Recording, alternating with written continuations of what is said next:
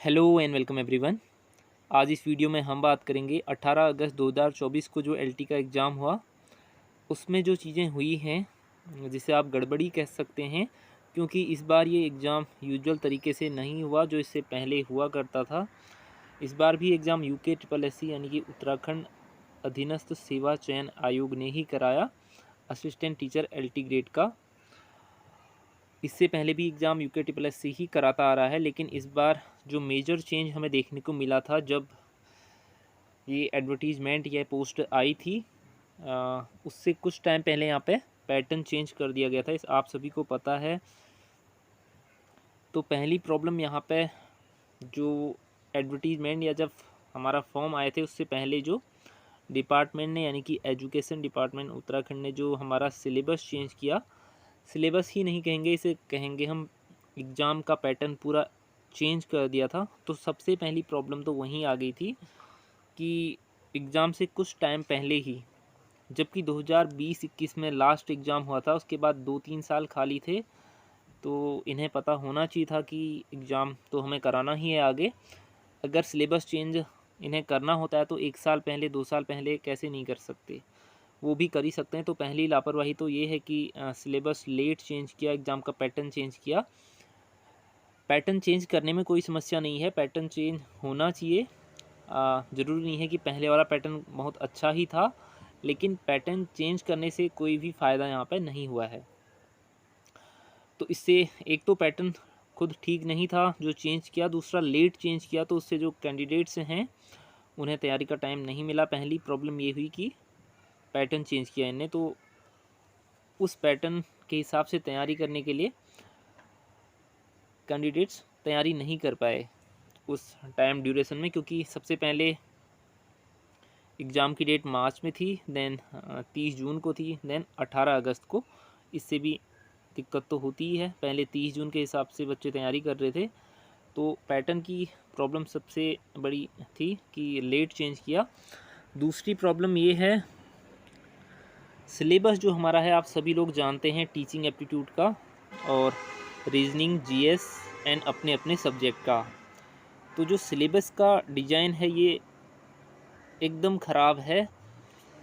इससे पहले भी मैंने एक वीडियो बनाई थी अपने इसी चैनल पे, जब सिलेबस इनने डाला था अपनी वेबसाइट पे या फॉर्म के साथ जब सिलेबस आया था, कि सिलेबस में सच में प्रॉब्लम है डिज़ाइन करने में। सबसे बड़ी बात ये है कि जो असिस्टेंट टीचर या एलटी की पोस्ट होती है, जनरली ये लोग पढ़ाते हैं क्लास 6 टू 10th। इन्हें ट्रेंड ग्रेजुएट टीचर भी कहा जाता है। इनकी क्वालिफ़िकेशन होती है ग्रेजुएट, उसके साथ कोई भी टीचर ट्रेनिंग, जैसे कि बीएड होता है मोस्ट कॉमनली, तो ग्रेजुएट और बीएड पढ़ाता है 6 से 10th तक। तो पहली प्रॉब्लम तो ये है कि जो बच्चों का लेवल होता है क्लास 6 से 10 तक, उसके हिसाब से डिज़ाइन नहीं करते हैं। सबसे बड़ी प्रॉब्लम ये है। हायर लेवल का आप कितना ही पूछ लो, वो काम नहीं आएगा बच्चों के, जब उनके प्रैक्टिकली वो चीज़ें काम नहीं आएंगी। 6 से 10 तक जो साइंस होती है वो ही काम आती है। और हम असिस्टेंट टीचर एलटी, जैसे साइंस की बात मैं कर रहा हूँ, तो वहाँ पे साइंस है, बायोलॉजी केमिस्ट्री नहीं है। एक लेवल ऊपर हम पूछ सकते हैं क्लास 12 तक, ग्रेजुएशन तक हम पूछ सकते हैं क्वेश्चन, लेकिन पोस्ट ग्रेजुएशन लेवल के या फिर नेट लेवल के क्वेश्चन, पीएचडी इंट्रेंस में जैसे क्वेश्चन आते हैं उस तरीके के क्वेश्चन यहाँ पर पूछने का कोई औचित्य नहीं बनता, क्योंकि ये इस चीज़ का प्रूफ बिल्कुल भी नहीं है कि हायर, बहुत अच्छे हायर डीप लेवल के क्वेश्चन अगर हम पूछें तो हम वहाँ पे एक अच्छा टीचर भेज रहे हैं, तो इस बात की कोई गारंटी नहीं देता। तो सिलेबस डिज़ाइन करने में दूसरी सबसे बड़ी गलती ये हुई है कि इनने सिलेबस में इतनी चीज़ें डाल दी, सीडीपी या जिसे हम टीचिंग एप्टीट्यूड कहते हैं, वहाँ से लेके जीएस, रीजनिंग और हमारा जो सबसे कॉमन चीज़ होती है वो सब्जेक्ट, हर किसी का सब्जेक्ट। यहाँ पे मैं साइंस के लिए ही बात करूँगा, क्योंकि अदर सब्जेक्ट का सिलेबस मुझे नहीं पता कि क्या है। तो सिलेबस जो है हमारा, उनने इतना ज़्यादा ब्रॉड किया, इतना ज़्यादा चीज़ें कवर करने की कोशिश की थी, लेकिन एग्ज़ाम पैटर्न ऐसा था, 100 मार्क्स का था। तो वहाँ पे 100 मार्क्स में आप कैसे पूछेंगे? केमिस्ट्री, जूलॉजी, बॉटनी इतने छोटे सब्जेक्ट नहीं हैं कि आप उन्हें केवल 50 मार्क्स में पूछ लो, वो भी पूरा बीएससी का सिलेबस। तो सिलेबस या पैटर्न डिज़ाइन करने में जो सबसे बड़ी चीज़ गलती ये थी कि यहाँ पे मार्क्स का, जैसे 100 मार्क्स का क्वेश्चन पेपर है, तो सबसे बड़ी भूल ये है, क्योंकि आज के टाइम में जितने भी अच्छे एग्ज़ाम होते हैं या कोई भी एग्ज़ाम होते हैं ग्रुप सी लेवल के, उत्तराखंड में जैसे यूके ट्रिपल एस सी का ले लो, हाल ही में एग्ज़ाम हुआ है assistant agriculture officer grade 3N, उसके साथ ही दूसरी पोस्ट उसमें है हॉर्टिकल्चर सुपरवाइज़र, जो कि लेवल 4 की जॉब हैं। लेवल से यहाँ पे मतलब नहीं है, यानी कि ग्रुप सी की वो जॉब हैं और उन्हें उनका पढ़ाने से मतलब नहीं है उन पोस्ट का। तो वहाँ पे हमारा एग्ज़ाम का पैटर्न क्या था, 100 मार्क्स का जीएस था, 200 नंबर का सब्जेक्ट था, यानी कि टोटल 300 में से मेरिट बनती है। और वहाँ पे भी उन्होंने सिलेबस काफ़ी ब्रॉड दिया, उसके बावजूद भी वहाँ पे दिक्कत हुई, क्योंकि सिलेबस इतना ज़्यादा था, 200 नंबर में भी कवर नहीं हो पाया। और यहाँ पे तो केवल 50 नंबर का जूलॉजी बॉटनी, यहाँ तो केमिस्ट्री भी है, वहाँ बस जूलॉजी बॉटनी था। तो 50 नंबर में जब पेपर आएगा आपका 18 अगस्त 2024 को जो आना था, मैं इससे पहले जो वीडियो बनाई थी उसमें मैंने बात की थी कि यहाँ पर सबसे बड़ी दिक्कत है कि सिलेबस ज़्यादा है और नंबर ऑफ़ क्वेश्चन या जो हमारा मैक्सिमम मार्क्स है 100 मार्क्स या 50 मार्क्स जो भी आप मान लें, आधा या टोटल, वो हमारा काफ़ी कम है। तो इसमें दिक्कत तो आनी ही है, ये तो क्लियर था। क्योंकि इसमें क्या होता है, जैसे जूलॉजी, बॉटनी, केमिस्ट्री है, हर किसी ग्रेजुएट या पोस्ट ग्रेजुएट का हर सब्जेक्ट में कमांड नहीं होता है, किसी पर्टिकुलर चीज़ में ही वो अच्छा होगा। बायोलॉजी की मैं बात करूँ तो किसी का cell biology, molecular biology, immunology, genetics ये अच्छा होगा, किसी का क्लासिकल जूलॉजी बॉटनी अच्छा होगा, किसी का टेक्सोनोमी वाला पार्ट बॉटनी में अच्छा होगा। और ऑब्वियसली जब हमारा जूलॉजी और बॉटनी सेपरेट सब्जेक्ट हैं, क्लास 12 तक की बायोलॉजी होती है, उसके बाद जूलॉजी एंड बॉटनी, और मास्टर्स भी इनमें सेपरेट होता है, तो किसी एक पर्टिकुलर डायरेक्शन में ही कोई भी बच्चा या कैंडिडेट अपना उसमें आगे पढ़ाई करता है और उसी में उसका कमांड बनता है। तो अगर किसी एक जैसे डेवलपमेंटल बायोलॉजी किसी को अच्छे से आता है, तो ज़रूरी नहीं है वहाँ 50 मार्क्स के क्वेश्चन में, 50 में भी हमारा बायोलॉजी तो 32 का ही था, 18 का केमिस्ट्री था, तो 32 में कोई बंदा वहाँ डेवलपमेंटल बायोलॉजी के क्वेश्चन को देख ही लेगा, क्योंकि इतना ज़्यादा चीज़ें उसमें हैं। एक क्वेश्चन वहाँ से आ जाएगा, लेकिन ज़्यादा नहीं। सिमिलरली किसी का इकोलॉजी रह जाएगा, कुछ न कुछ तो रहना ही है। तो यहाँ पर दिक्कत क्या थी, जो सिलेबस डिज़ाइन किया, नंबर ऑफ़ क्वेश्चन वहाँ पे ज़्यादा होने चाहिए थे, मैक्सिमम जितने हो सकते हैं। जेई का एग्ज़ाम होता है, लेवल 7 की जॉब है, वहाँ पे 500-600 नंबर का आई थिंक क्वेश्चन पेपर होता है। तो इससे बहुत चीज़ें अच्छी हो जाती हैं, बहुत चीज़ें इससे क्लियर हो जाती हैं कैंडिडेट्स के लिए, उन्हें फ़ायदा होता है, यहाँ पर डिस्क्रिमिनेशन नहीं होता। हर बंदा अपने कैपेसिटी के हिसाब से अपने सब्जेक्ट पे अच्छा स्कोर करेगा, जिसका जो पार्ट स्ट्रॉन्ग होगा। हर किसी का एक ही पार्ट स्ट्रॉन्ग बिल्कुल नहीं हो सकता, ये तो आप सभी जानते हैं।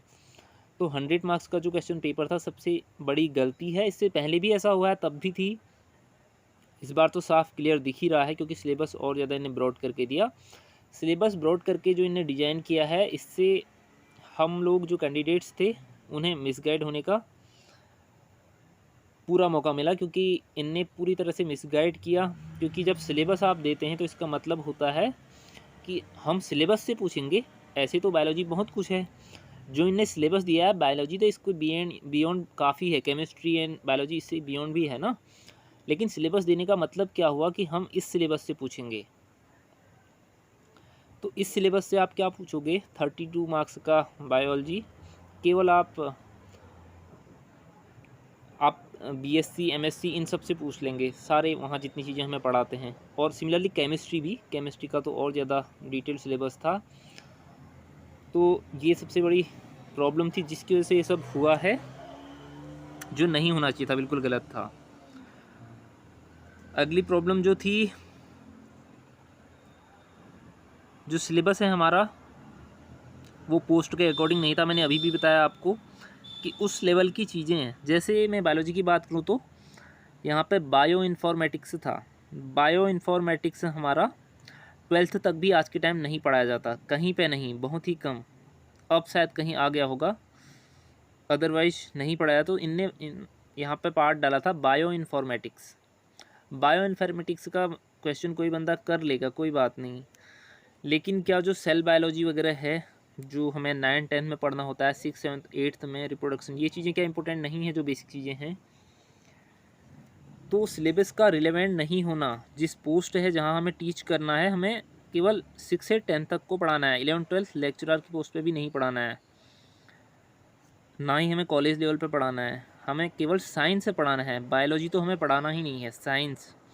तो उस हिसाब से यहाँ पे क्वेश्चन पेपर होना चाहिए था। जैसे कि अदर एग्ज़ाम जैसे केंद्रीय विद्यालय, नवोदय विद्यालय का होता है, इनमें एनसीईआरटी बेस्ड होता है, क्योंकि वहाँ एनसीईआरटी ही पढ़ाना है। जब आपको पता है तो इतना तो पता होना चाहिए स्टेट गवर्नमेंट या जो सिलेबस बनाते हैं, डिजाइन करते हैं इन लोगों को, कि जब एनसीईआरटी ही पढ़ाना है तो हम एनसीईआरटी से कम पूछ लें।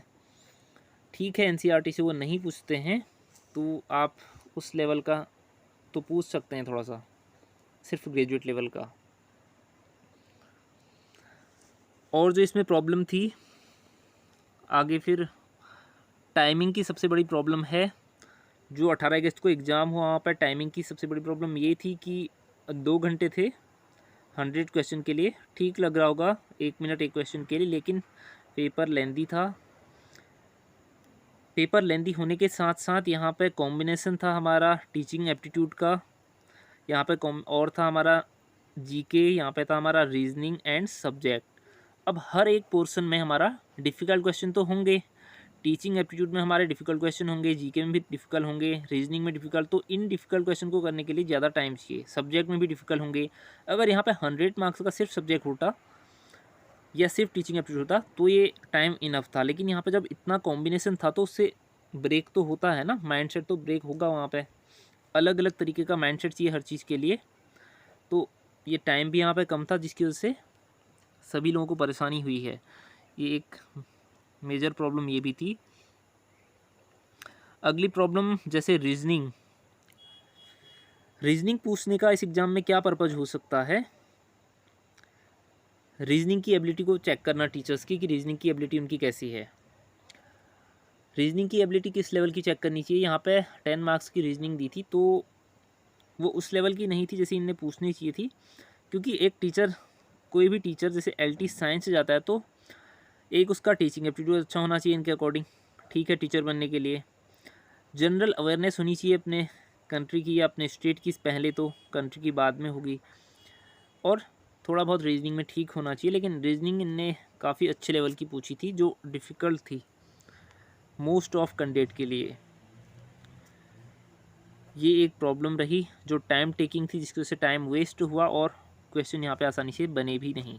तो रीजनिंग का लेवल इस लेवल का तो नहीं होना चाहिए था, क्योंकि आप लोग सभी अदर एग्ज़ाम भी देते होंगे। मैंने तो बहुत कम ही रेयर एग्ज़ाम दिए हैं UKSSC के, पहला ही एग्ज़ाम मेरा LT का ही था।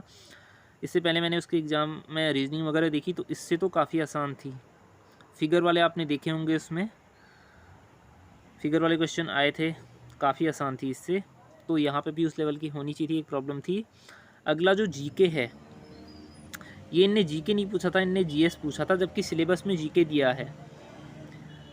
इसमें 10 मार्क्स का था उत्तराखंड एंड इंडिया, तो यहाँ पे इनने 5 नंबर उत्तराखंड से पूछे हैं, 5 नंबर हमारा इंडियन GS से पूछा है। जैसे एक क्वेश्चन था हमारा बुक से, कालिदास की बुक के बारे में, ठीक था, सिलेबस में हमारा मेंशन था। एक क्वेश्चन था हमारा GDP से, जीके का क्वेश्चन तो इसे भी नहीं कह सकते, GS का कह सकते हैं। जीके का मतलब तो स्टैटिक जीके होता है मोस्ट ऑफ एग्जाम में, तो आपने तो यहाँ पे जीके लिखा था लेकिन आपने GS पूछा, तो ये भी रिलेवेंट नहीं था इस एग्ज़ाम के लिए। GDP से क्वेश्चन था, हालांकि ठीक था, कोई बात नहीं, चलेगा। अगला क्वेश्चन एक था त्योहारों से, जिसमें दीपावली, शिवरात्रि के बारे में पूछा था। आप कहेंगे ये तो बेसिक चीज़ें ठीक ही है, मैं मानता हूँ इस बात को, लेकिन सिलेबस में तो ये भी नहीं था। सिलेबस में हमारा फेमस रिलीजियस प्लेसेस लिखा था, त्योहारों के बारे में मेंशन नहीं था। आगे क्वेश्चन नेशनल पार्क से था। नेशनल पार्क सिलेबस में मेंशन नहीं है, लेकिन ठीक है, हर स्टेट का पर्टिकुलर कोई नेशनल पार्क के बारे में पूछा था तो बहुत डिफिकल्ट क्वेश्चन नहीं माना जा सकता है, ठीक है। लेकिन जो जीके में डिफ़िकल्ट क्वेश्चन पूछा था लास्ट वाला ने 5th, वो है European union artificial intelligence act से। ये एक करेंट्स का क्वेश्चन टाइप का हो गया, GS का क्वेश्चन। बहुत से लोगों के लिए आसान होगा, वो बात सही है, लेकिन जिस हिसाब से LT का एग्ज़ाम होना चाहिए उसके अकॉर्डिंग ये बिल्कुल भी रिलेवेंट नहीं था मेरे according. European union artificial intelligence act से क्वेश्चन थोड़ा करंट अफेयर टाइप का था। और सिलेबस में तो इस तरीके की चीज़ें कहीं मेंशन ही नहीं है। जीएस में कहीं नहीं लिखा है कि करंट अफेयर आपसे पूछा जाएगा, तो ये बिल्कुल सिलेबस से बाहर है। ये मतलब हम कैंडिडेट इसे एक्सेप्ट नहीं कर सकते, ये तो गलत है, काफ़ी गलत है।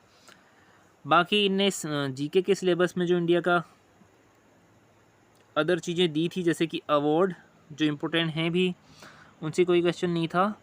किसी साइंटिफिक इंडियन साइंटिस्ट के नेम पे कोई क्वेश्चन नहीं था। साइंटिफिक डिस्कवरी के नेम पे कोई क्वेश्चन नहीं था। इंडियन एजुकेशन सिस्टम या एजुकेशन इन इंडिया जो जीके में दिया है उसके बारे में कोई क्वेश्चन नहीं था जीके में। नेशनल सिंबल के बारे में कोई क्वेश्चन नहीं था। उसके बाद स्पोर्ट्स फेमस एंड उनमें जो रिलेटेड टर्मिनोलॉजी होते हैं उनसे कोई क्वेश्चन नहीं था, जबकि उससे बाहर से क्वेश्चन थे। तो कहीं ना कहीं ये बहुत बड़ी गलती है यूके SSC की। आगे हमारा उत्तराखंड है। उत्तराखंड से जो 5 क्वेश्चन पूछे गए थे उनमें पहला क्वेश्चन था, एक किसी अखबार से पूछा गया था जो प्रोबेबली मॉडर्न उत्तराखंड से हमारा होगा। ठीक है, मॉडर्न उत्तराखंड जो उस लेवल का पड़ेगा तो उससे होना चाहिए। मॉडर्न उत्तराखंड लिखा था तो आयोग ने टफ पूछ लिया, हमने मान लिया। सेकेंड क्वेश्चन भी हमारा मॉडर्न उत्तराखंड ब्रिटिश इंडिया जब उत्तराखंड में चल रहा था उससे है, कमिश्नर के बारे में, डिजास्टर मैनेजमेंट से रिलेटेड। ये भी मॉडर्न उत्तराखंड में आ जाएगा आई थिंक। तो 2 हमारा हिस्ट्री से ही हो गए। अगला क्वेश्चन कुछ मंदिरों से था उत्तराखंड के, तो इसे किस कैटेगरी में रखें मुझे समझ में नहीं आया। ठीक है, इसे मान लेते हैं उत्तराखंड के जीके से। Difficult question he I think ये था। अगला क्वेश्चन पंवार डायनेस्टी से था। पंवार डायनेस्टी से चौथा क्वेश्चन हमारा जो है ये भी हमारा मेडिवल उत्तराखंड हिस्ट्री से क्वेश्चन था। तो 3 क्वेश्चन हमारा केवल उत्तराखंड की हिस्ट्री से थे, एक हमारा पब्लिकेशन से था। और हमारा लास्ट क्वेश्चन जो अगेन यहाँ भी कंट्रोवर्शियल होना चाहिए, यूनिवर्सल सिविल कोड के चेयरपर्सन कौन थे ये पूछा गया था। बिल्कुल ये पूछा जाना चाहिए, लेकिन ये स्टेट प्रोफाइल का पार्ट तो नहीं ही था। जिस हिसाब से एलटी का एग्जाम पैटर्न होना चाहिए था उस हिसाब से। तो करंट का क्वेश्चन आता है, हालांकि बहुत आसान होगा, बहुत से लोगों ने किया होगा, तो ये भी आउट ऑफ सिलेबस माना जाएगा मेरे अकॉर्डिंग। तो जीएस में भी इस तरीके का क्वेश्चन था, यहाँ भी। तो 2 नंबर का तो एकदम आउट ऑफ सिलेबस है, जीएस वाला क्वेश्चन है ना, जीके नहीं है। 5 नंबर का जब आप जीके पूछते हो उत्तराखंड का, 5 नंबर का इंडिया का पूछते हो, तो आपका डिफ़िकल्टी लेवल इस तरीके का थोड़ा ना होना चाहिए। आपका तो जीके वाली चीज़ें होनी चाहिए, जीएस वाली नहीं होनी चाहिए थी। आगे उत्तराखंड की पॉपुलेशन दिया था, वहाँ से कोई क्वेश्चन नहीं था। जहाँ से होना चाहिए था, जैसे लिटरेसी रेट बहुत इंपॉर्टेंट था टीचर के लिए। अदर पॉपुलेशन के बारे में भी बहुत ज़्यादा इंपॉर्टेंट ये था कि स्टेट प्रोफाइल जाने कोई भी टीचर, जहाँ पोस्टेड तो उत्तराखंड में ही होगा एलटी एग्ज़ाम क्लियर करने के बाद। बहुत बड़ी बात है कि उसे अपने स्टेट के बारे में पता होना चाहिए। इससे बहुत ज़्यादा फ़र्क पड़ता है किसी बच्चे को पढ़ाने में, उसकी सोशियो इकोनॉमिक कंडीशन को पहचानने में, उसका बैकग्राउंड पहचानने में बहुत ज़्यादा इंपॉर्टेंट रोल है। स्टेट प्रोफाइल से हमें अपने उत्तराखंड या अपने पहाड़ी एरिया का पता चलेगा बहुत सारी चीज़ें, तो वो नहीं था। बायोडाइवर्सिटी पे कोई क्वेश्चन नहीं था। एक क्वेश्चन मैचिंग टाइप में दिया था, लेकिन वो बायोलॉजी में था, जीके में नहीं था। राजाजी नेशनल पार्क, तो इसका पार्ट तो नहीं था। तो इस तरीके के क्वेश्चन इनने पूछे गए। तो जीके वाला जो पार्ट है, India as well as Uttarakhand दोनों, तो मुझे नहीं लगता कि 10 नंबर का जिस तरीके का पूछना था ये इनने पूछा, ये टीचर्स के लिए उतना बेनिफिशियल नहीं होगा।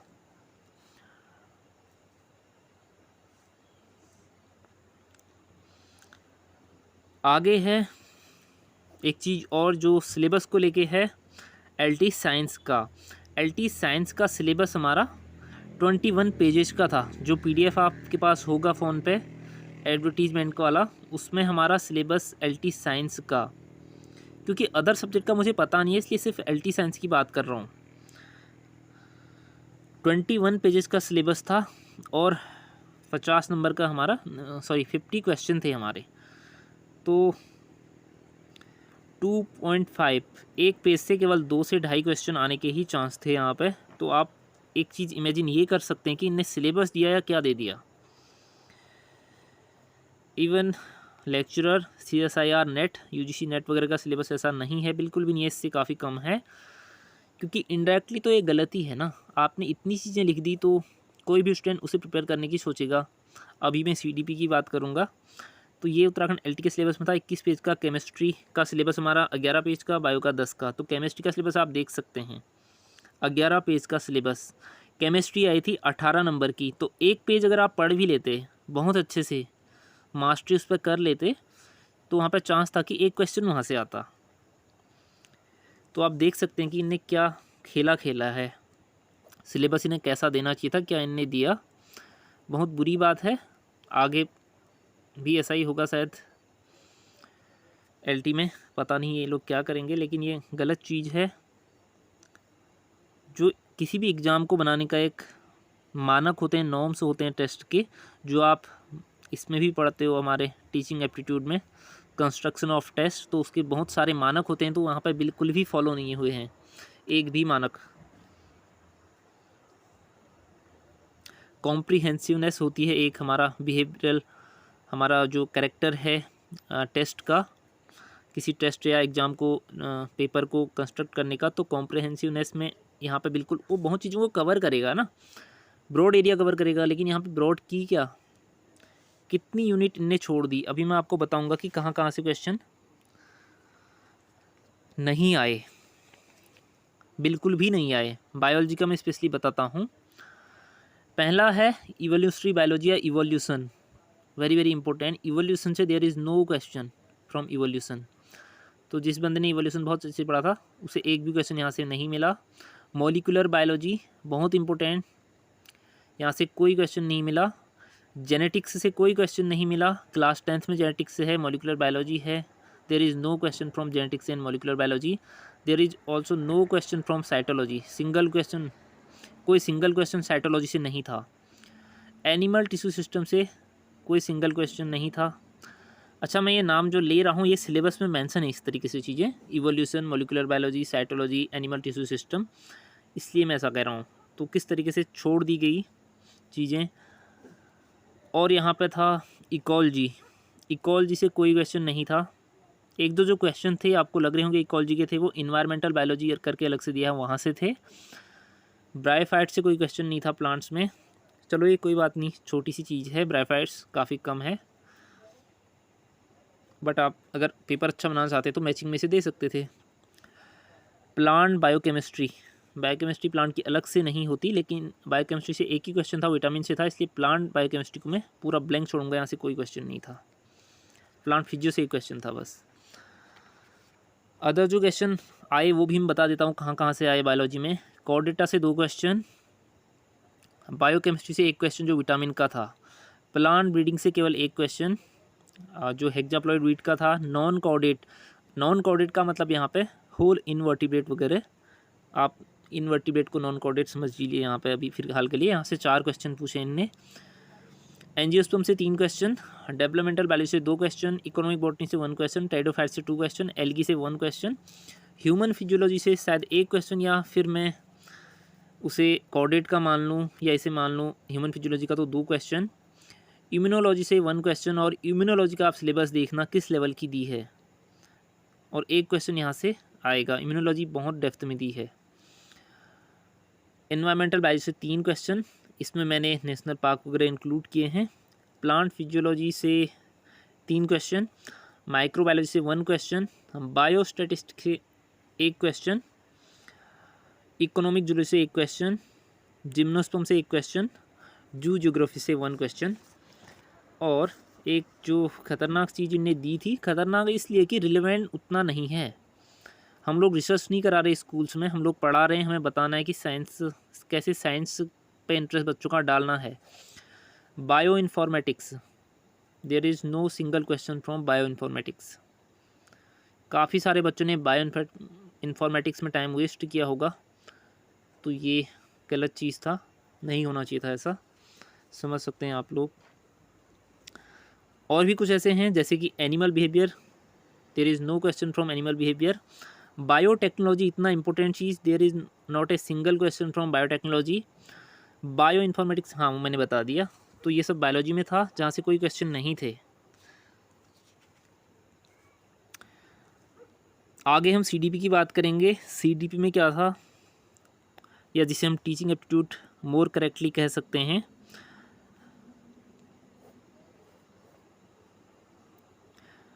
ये भी हमारा जो CDP में क्वेश्चन थे, क्वेश्चन डिफ़िकल्ट नहीं थे, लेकिन यहाँ पे मिस गाइडेंस ये हुआ, सिलेबस इनने जो दिया था बच्चों ने उसके अकॉर्डिंग पढ़ा, हालांकि यहाँ अच्छा स्कोर किया होगा, लेकिन जो उनने वेस्ट किया चीज़ों को पढ़ने में, टीचिंग एप्टीट्यूड,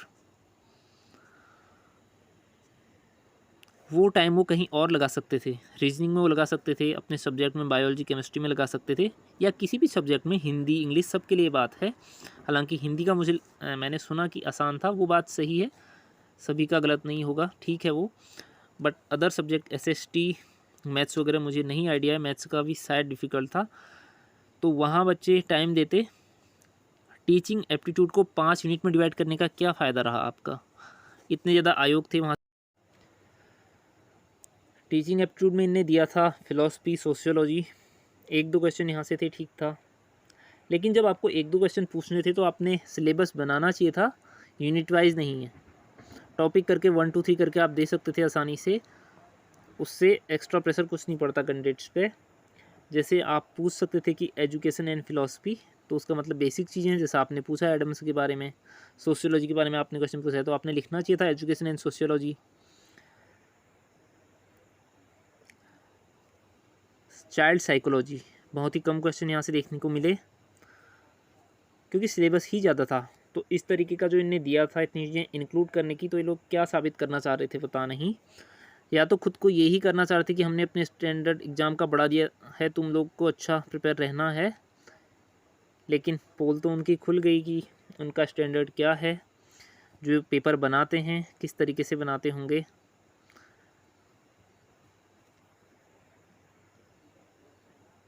यूनिट 4, यूनिट 5, आप सभी ने इसमें काफ़ी टाइम वेस्ट किया। ठीक था, सिलेबस हमारा सीटेड यूटेड पैटर्न पे था, बट सॉरी क्वेश्चन पेपर हमारा सीटेड यूटेड पेपर पे बेस्ड था, लेकिन यहाँ पर इस तरीके का सिलेबस नहीं होना चाहिए था। अब मैं एक बार आपको थोड़ा सा दर्शन कराता हूँ केमिस्ट्री बायोलॉजी के सिलेबस का, जो सिलेबस इनने दिया था, हालांकि मैं पहले इस पर डिस्कस कर चुका हूँ।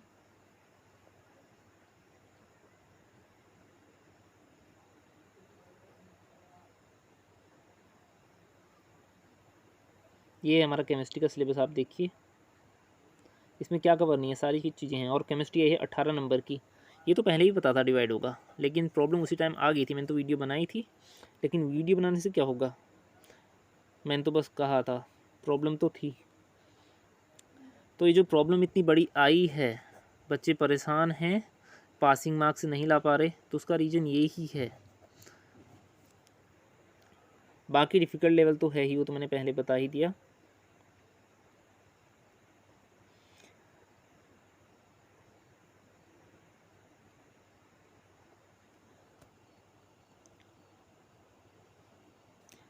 ये है हमारा साइंस का सिलेबस, जो कि बायोलॉजी बॉटनी से स्टार्ट है, जैसे यहाँ पे दिया है microbiology, fungi, lichen, elementary plant pathology.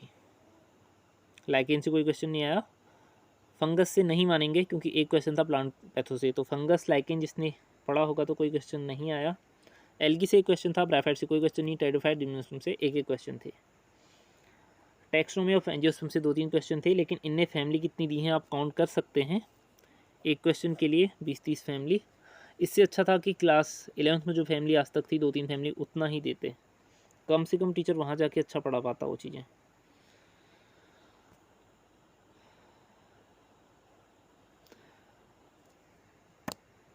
Embryology से एक क्वेश्चन था, अनाटमी से एक क्वेश्चन था, मोर्फोलॉजी से शायद नहीं था।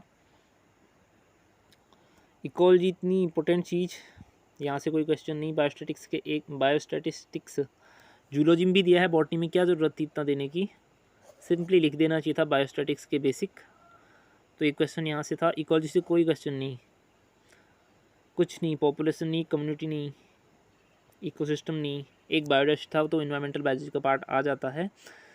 IUCN, UNESCO, WWF, NBPGR, UNEP, ये क्यों दिए,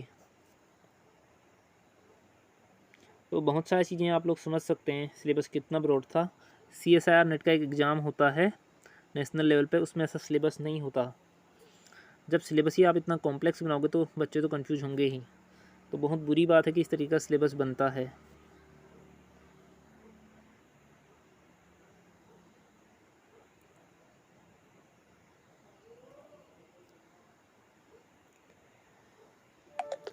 प्लांट फिजियोलॉजी, जिसमें respiration, photosynthesis, nitrogen metabolism, enzyme, ये सारी चीज़ें आती हैं, वहाँ से कोई क्वेश्चन नहीं था। बायोमोलिक्यूल से कोई क्वेश्चन नहीं था, बहुत ही कम होंगे आई थिंक। प्लांट हार्मोन से क्वेश्चन था। तो आप लोग देख सकते हैं कि क्या था, क्या कितना ज़्यादा इस जो क्वेश्चन पेपर बनाया है इसने चीज़ें कवर की हैं, बहुत कम। तो इसी तरीके से जूलॉजी का था। जूलॉजी का तो और भी ज़्यादा डिटेल था। इनने इवोल्यूशन में सब कुछ कवर किया है। हालांकि मैंने जू जियोग्राफी अलग बताया था आप लोगों को, क्योंकि इवोल्यूशन का पार्ट तो नहीं ही होता, वो अलग सी ब्रांच होती है। तो इवोल्यूशन से कोई क्वेश्चन नहीं था। इतनी बड़ी सेल एंड मॉलिक्यूलर बायोलॉजी से कोई क्वेश्चन नहीं था। एनिमल टिश्यू सिस्टम से कोई क्वेश्चन नहीं था। जेनेटिक्स से कोई क्वेश्चन नहीं था। तो आप लोग समझ सकते हैं, बाकी तो मैं क्या कहूँ। बाकी मैं क्वेश्चन का लेवल आपको बताऊंगा कि क्वेश्चन में टाइम टेकिंग क्यों थे। एलटी बायोलॉजी के क्वेश्चन मैंने वीडियो तो सॉल्यूशन की डाली थी, लेकिन अभी एक एक क्वेश्चन का दिखाऊंगा कि वो टाइम टेकिंग क्यों थे, किस लेवल पे कैसे वो पूछे गए थे, क्या उनके लिए टाइम इनफ था। फिर आप लोग खुद ही बताना। इस वीडियो में इतना ही। आप लोगों को क्या लगता है इस एग्ज़ाम के बारे में, अपनी राय मुझे कमेंट्स में ज़रूर दें। तो thanks for watching this video.